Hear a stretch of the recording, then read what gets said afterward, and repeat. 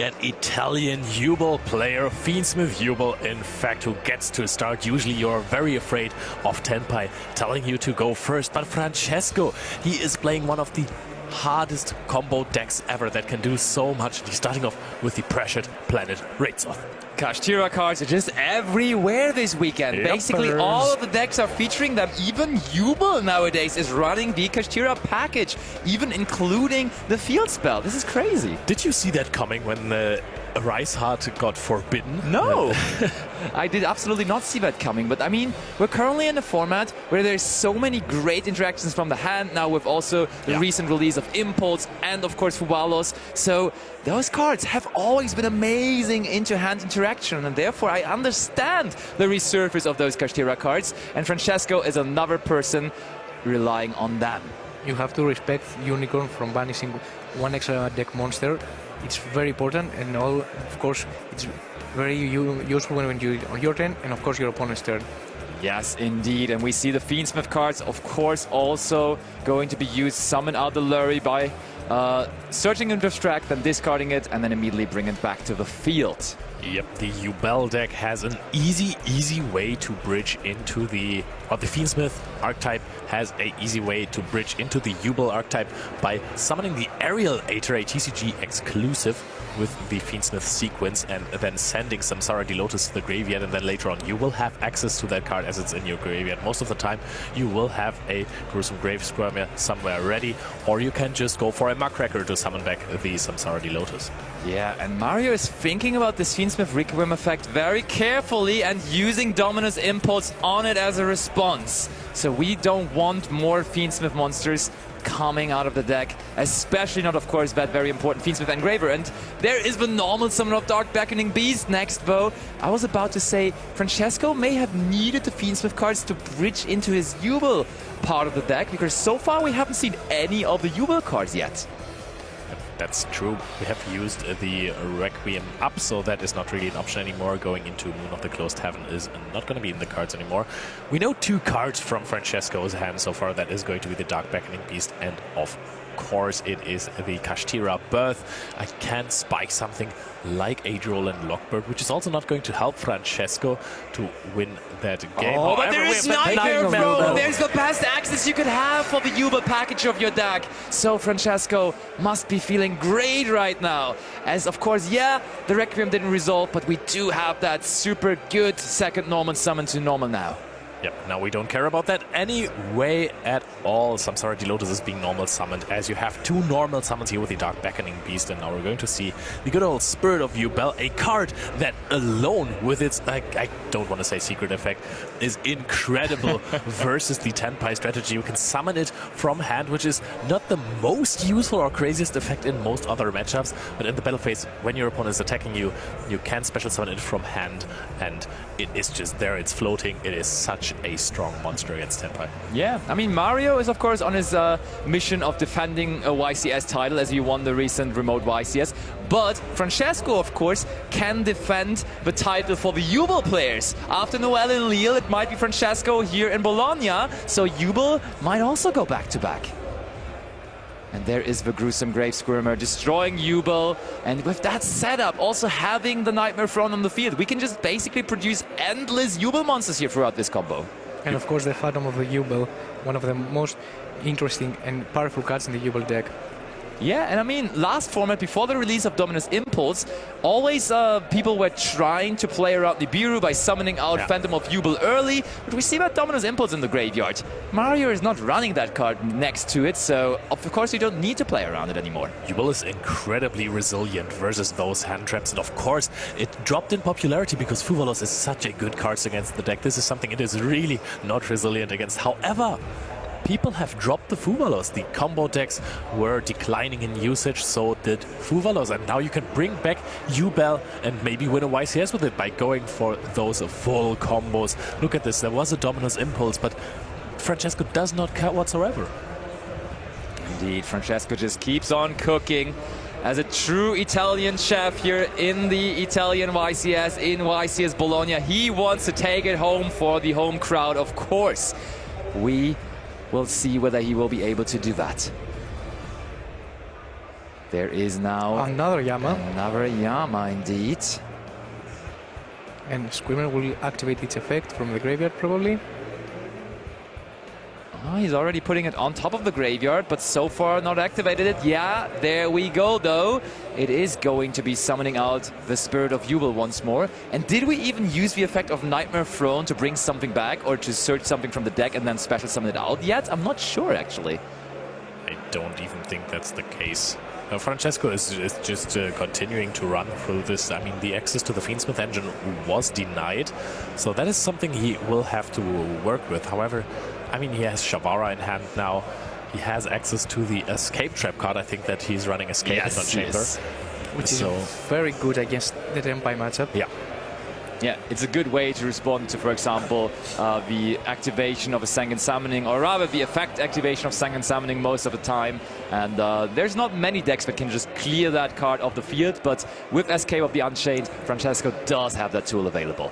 So there's Shavara now destroying Spirit of Yubel. And as I was saying, we basically have infinite access to Yubel monsters. And now we are also going to use the second effect of Nightmare Throne, as I was anticipating. Look at this. We're trying to summon out so many monsters. We're also using the Yama now.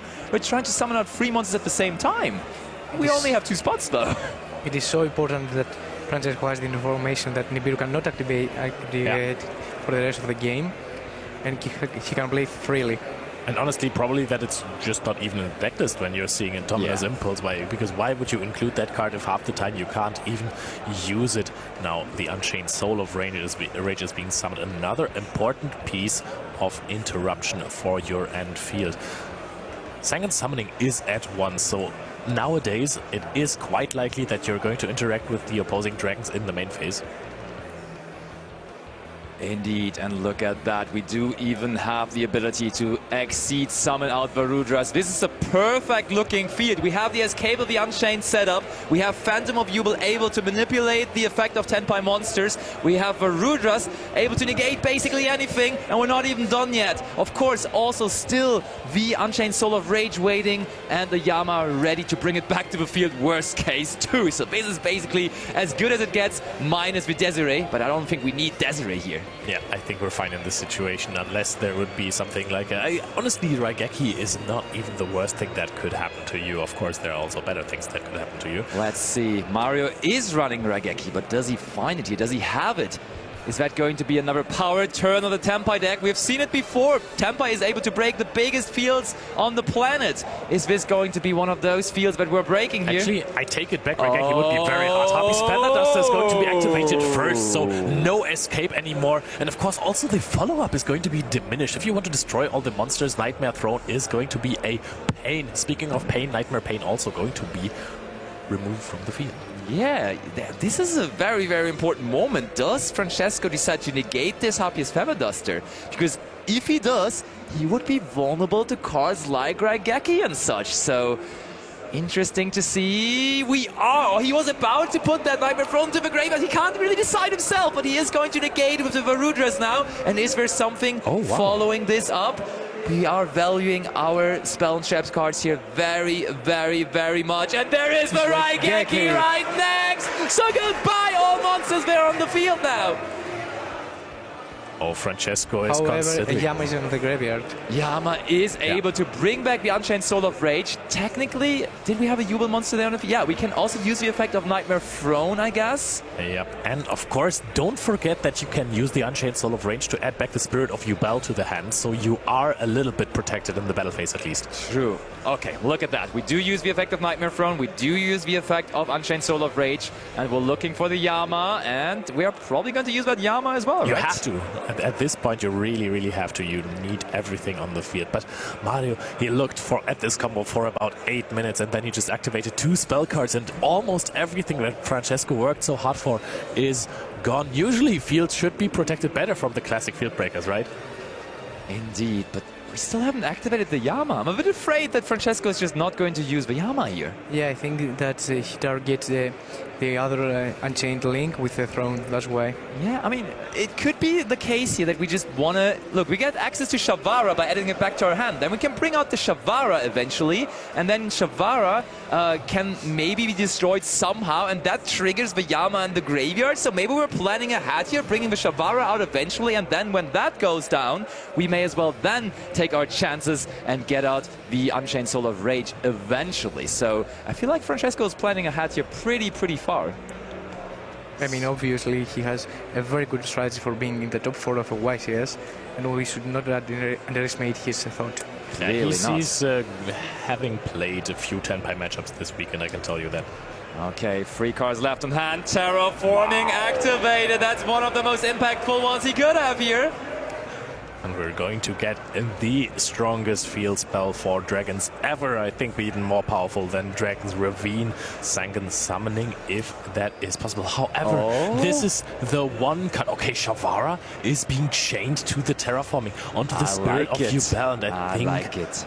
that I know. The thing is that Sangan Summoning loses to very few cards. Even Drone Lockbat isn't the worst for this card. However, if a Drone Lockbat is activated after the resolve of a Terraforming, this is going to cut off the Sangan Summoning Surge later on. This is tough for Mario.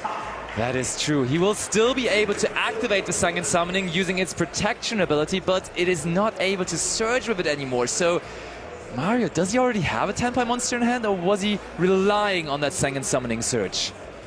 He looks not particularly happy here, Mario.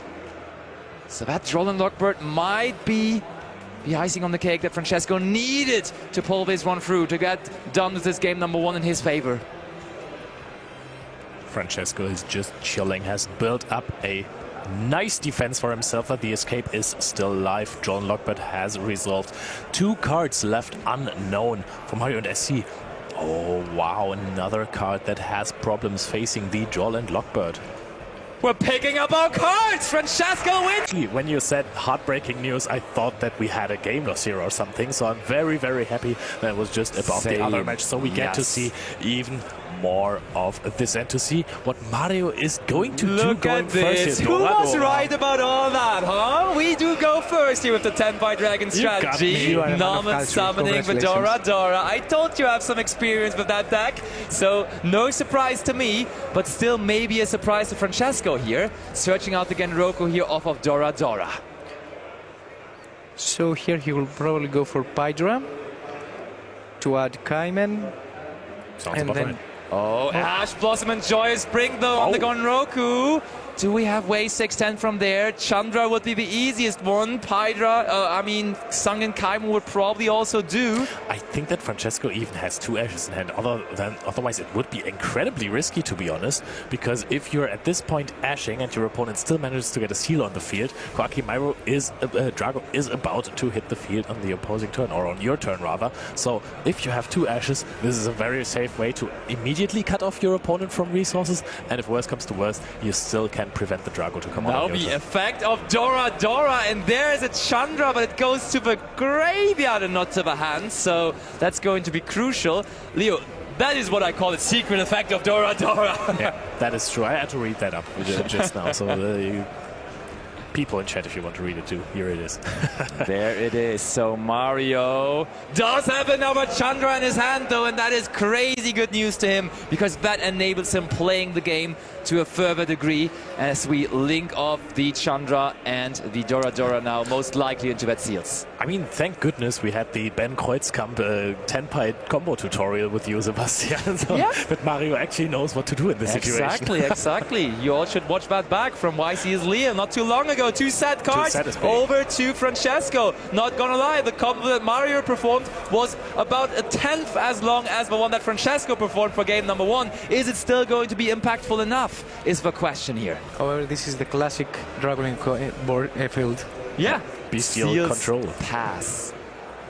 And terraforming to start things off here for Francesco, which is a beautiful start. And look at that, we're not even getting the Nightmare from, we're valuing the Kashtira cards more. And now that I think about it, Kashtira cards against Vedkar Chimera Yeah. Drago are also incredibly good. Oh, Leo, is it time for your most favorite card? Is there a Cosmic Cyclone wait, maybe for no. this? There must be, right? You gotta It's defend it! Cyclone. Cosmic Cyclone for the Predator Planet Race-Off saying no, you're not going to get those important Kashtira monsters. Cosmic Cyclone resolves, banish the Raids off, and now Francesco has to see where he goes with this. And look at this hand, because I think that I spotted the second Ash Blossom. Can Francesco play through this? Because if he didn't have a play to start with, he wouldn't have searched the Raids off, but would have gone for the Nightmare Throne. So I think there has to be more coming here for Francesco. Let's see. Is he going to find something? Interestingly enough, he could technically also just give it over, and then the Seals would have nothing to put to the hand. Oh, a Judgment! Wow, that is a combination of cards Leonard Koenig here in the booth loves to see.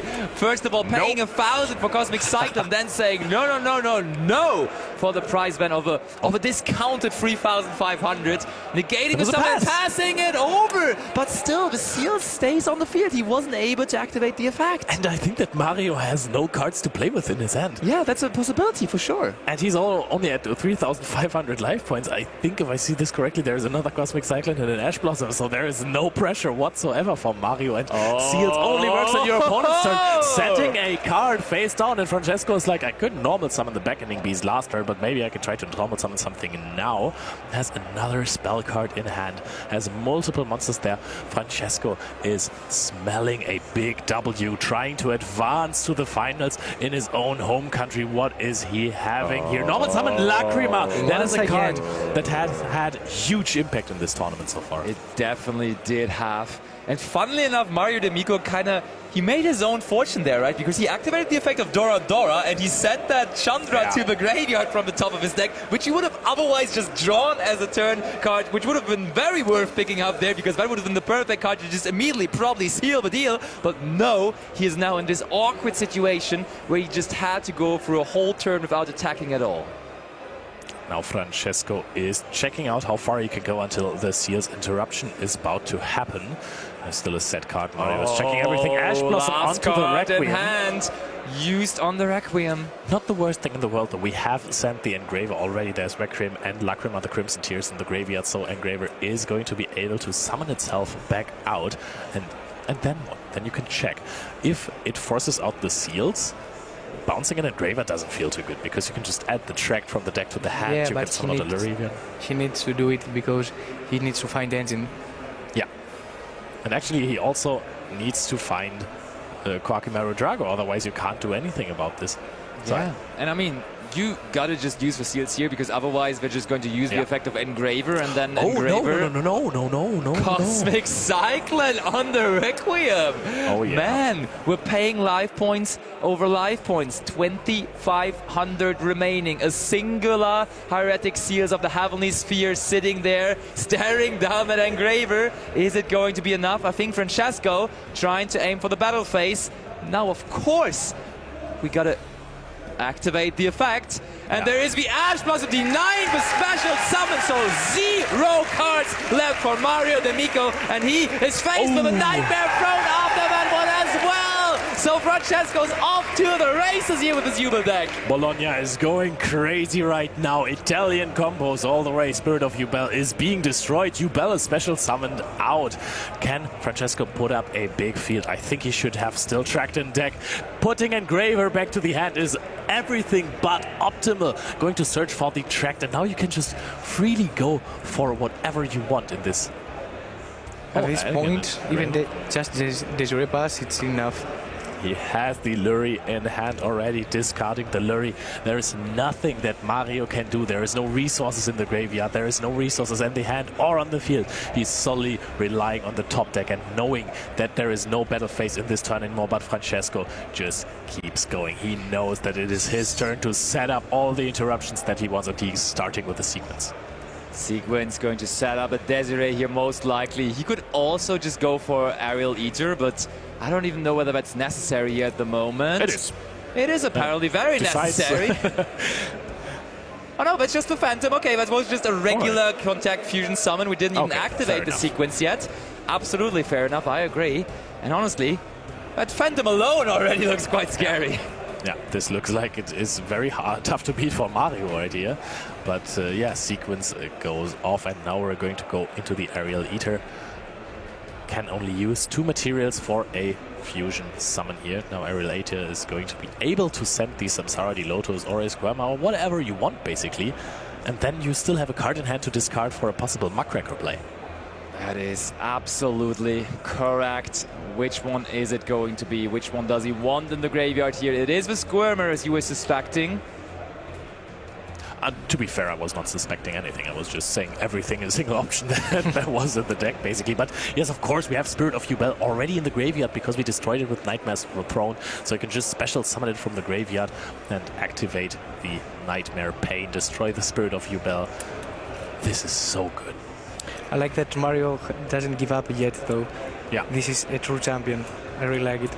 And as long as there's cards to be drawn, and it is safe to say that he gets another draw phase, there is no reason to give up just yet, because, I mean, what if Francesco just commits all of his resources into this field that he's creating, and then Mario just draws into a Raigeki, and then all of a sudden we're playing a whole different of a game again? Yeah, that is what Francesco has to be wary of. That I wanted to say this earlier as well. You, at this point, have to really be cautious that you don't find a single lose condition. So the field that you're building up here has to be completely bulletproof. Yep, and I think having Yama in the graveyard against those potential cards seems quite nice. Of course, it's not even very likely that Mario has cards like Raigeki in his main deck because he chose to go first. Still, there is a slight chance as he's including those cards in his list somewhere. So maybe with siding patterns, he still ends up having them in their main deck. So the heart of it's going to be interesting to see. Yeah. True, for good measure, right? Just have that Raigeki in the main deck because it just brings me luck. And it was beautiful with the sliver on it. I didn't know. I don't know if you saw that. Yeah, the artwork. It was the new artwork. True, true.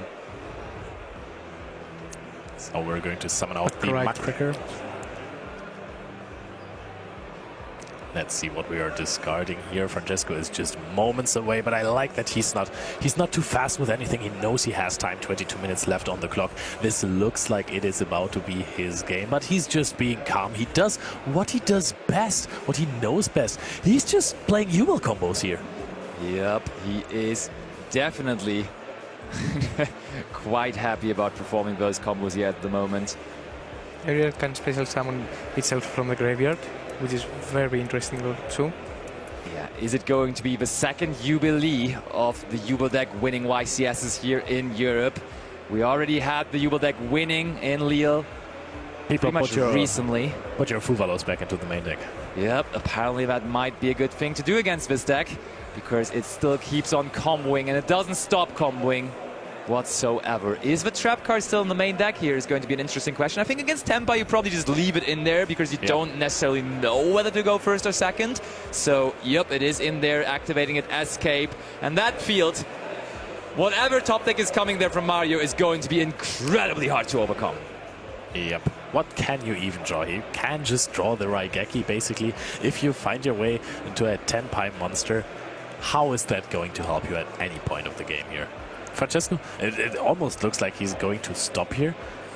Sends the Muckracker away. Oh yeah, true. For using Yubel, the effect of Yubel, yeah, it's still on the field. Means that Samsara the Lotus can special summon itself from the graveyard. No, it's not even in the graveyard. I think that's the last card. And